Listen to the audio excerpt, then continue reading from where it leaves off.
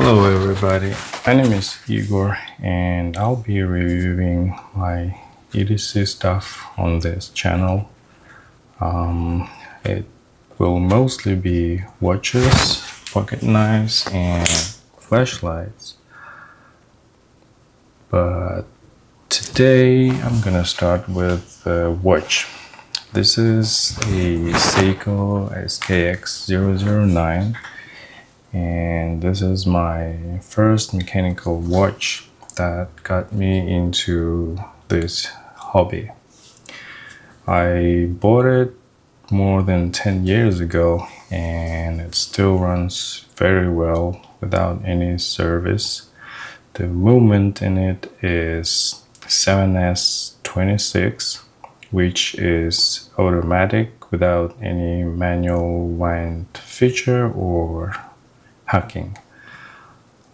So you can't manually wind it up or stop a second hand. The movement is old but very reliable. It can be compared to old Toyota cars, like simple and reliable. It has a stainless steel case,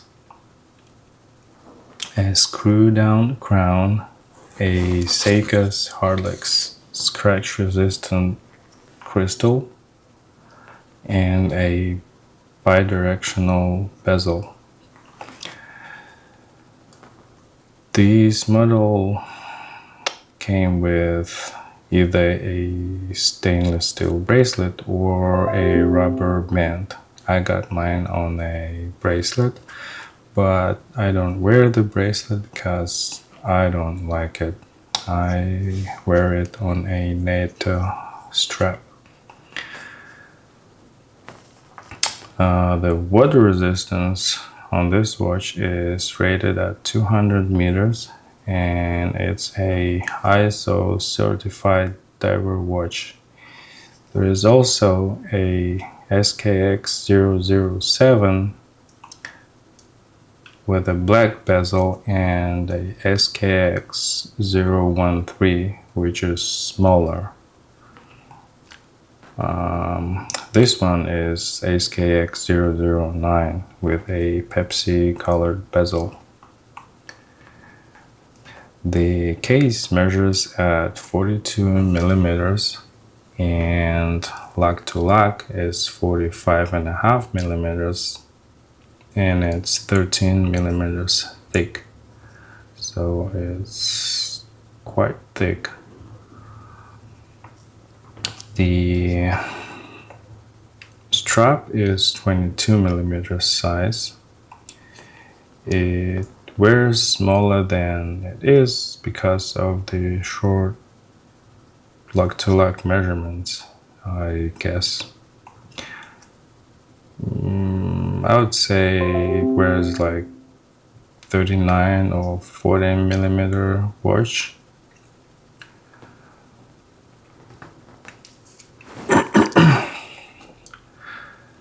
I'll start with what I like about this watch.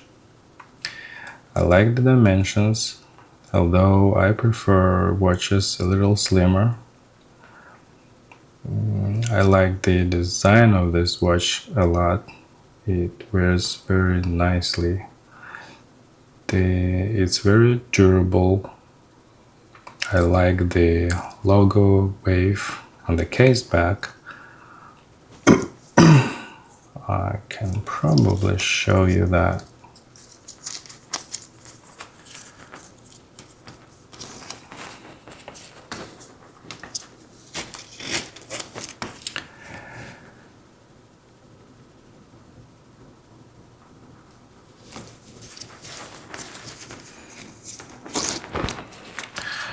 As you can see, I cut the second layer of the NATO strap to make it a little thinner.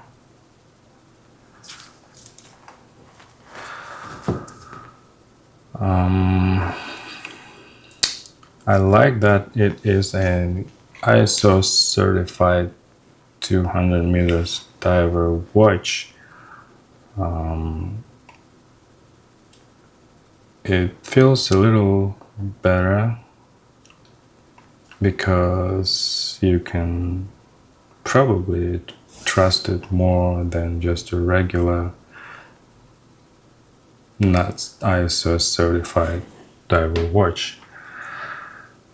The movement has been very reliable, consistent, and mine works very well after more than 10 years without any service. Starts running every time just with a few shakes, and the loom is still strong. I don't know if I can show you this. If I can charge it for a few seconds.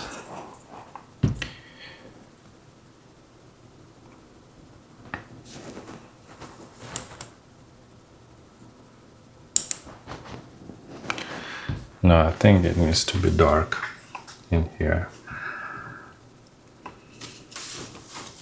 Let me try to make it dark. One moment.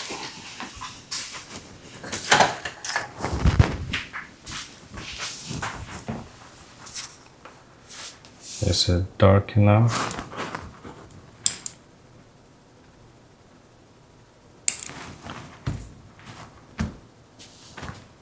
Probably not, but you can still see the loom is working.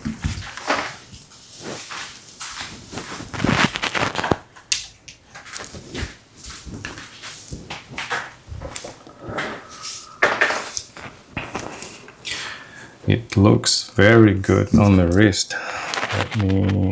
Let me show you what I'm wearing today. I'm wearing a Chronos homage to Rolex Explorer. I'll be reviewing this watch later as well.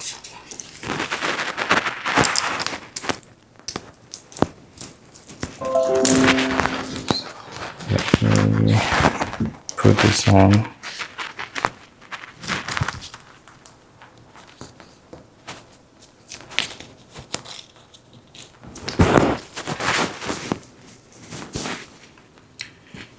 Here, I like this green colored native strap. It used to be on a blue, but I think I like this color more. For reference, my wrist is around 7 inches or 18 centimeters, and it doesn't look big, just a little thick, but it's just a personal preference. Let me take it off.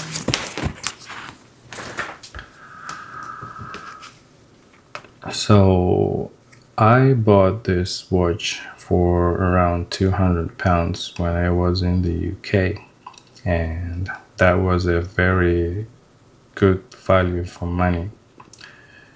It's a very affordable watch. Well, it used to be. Now you can see all kinds of prices for this watch because it's discontinued. But I think you can still find it at around $200 to $300 used in a good condition. I wouldn't pay more than $300 for this watch, but around $200 to $50, I think it's still good.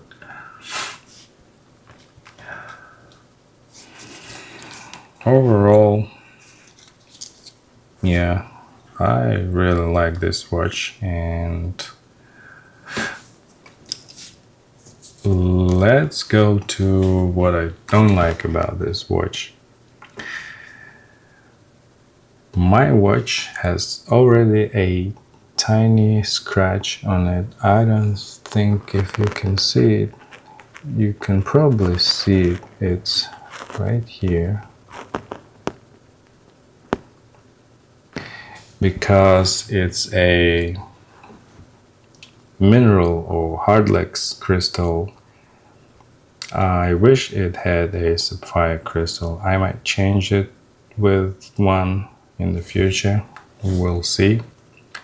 So the glass is the first thing I don't like about this watch.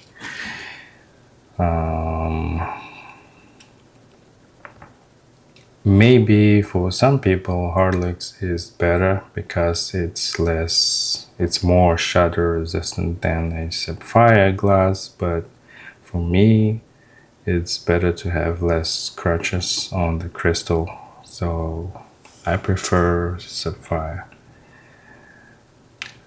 What else I don't like about this watch? The quality control. My bezel, I can align it perfectly with the markings, but it moves. If I move it, you see it's already not aligned perfectly. Now it's aligned, so there is quite a bit of movement. But that's okay for a $200 watch. The movement, although it's very reliable and just keeps running, I don't like that it doesn't have a hacking option and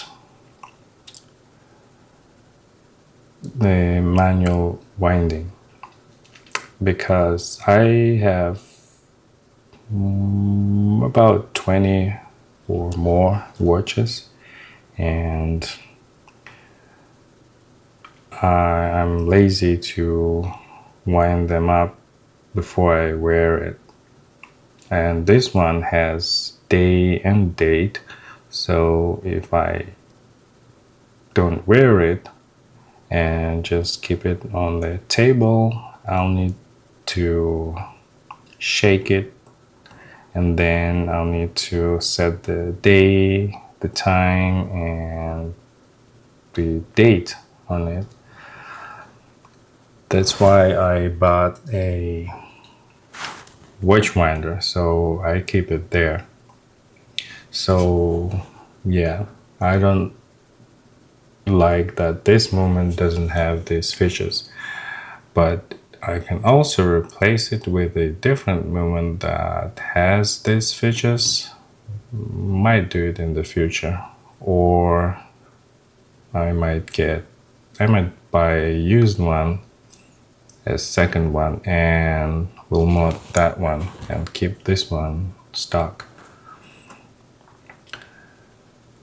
I don't think there is anything else I don't like about this watch apart from the one part of the dimensions. It's a little thick. If I can compare it to this, you can see it's much thinner.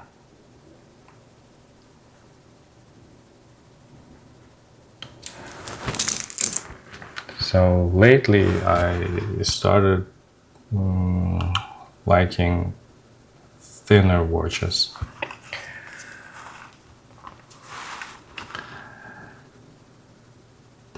Oh, I also don't like the bracelet it came with. I just swapped the bracelet to a native strap right after I bought this watch. I might buy an aftermarket bracelet for this watch in the future because I think it looks very good on the bracelet, but I'm not gonna wear it with the stock bracelet. I think that's it for today. This is my very first review. So I don't know what else I could say about this watch. Just gonna show you a little closer. Here you can see the scratch.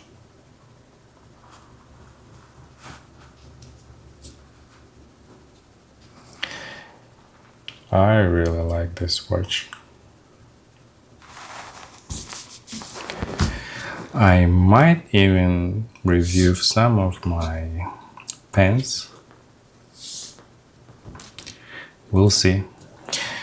Okay, thank you everyone, and we'll see you later.